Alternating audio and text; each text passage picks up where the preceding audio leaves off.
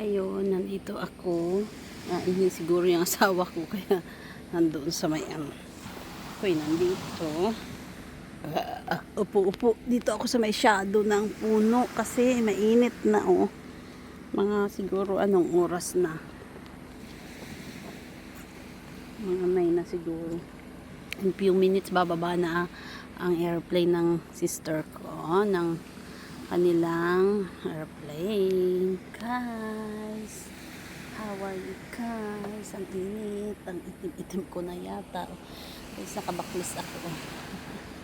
Feeling sexy lang yan, guys. Init.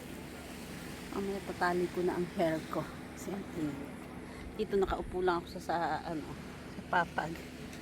Kasi ang init naman sa car. Mamaya-maya nandyan naman na sila. So, dito ako.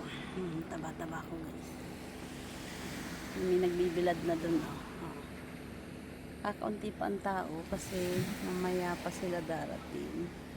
At pala, nagdala ako ng isang puan. Kaya lang, maano na kami Ay, sorry guys. Natakpan ko tayo.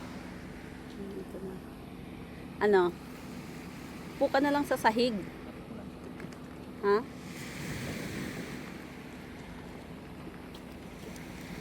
Welcome to my vlog.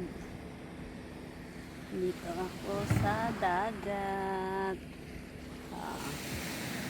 Yan lang guys. Init Ayan ang aking asawa. Maya-maya ay lalapag na ang airplane. Pwede ka umupo sa sahig. Ha? Oo, di nga ako nagdala ng sapin, sayang. Towel, kaya lang gagamitin natin yan mamaya Ito ako. Thank you for watching, guys. Ang inyong brohang lingkod. Relax din pag may time, guys. Ayan Ayan.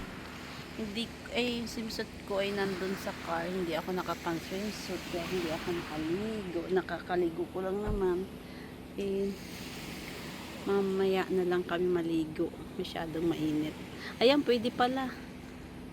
May ihian doon? Ano kaya madumi, malinis? Mainit yata dyan. Dito. Mas malamig dyan.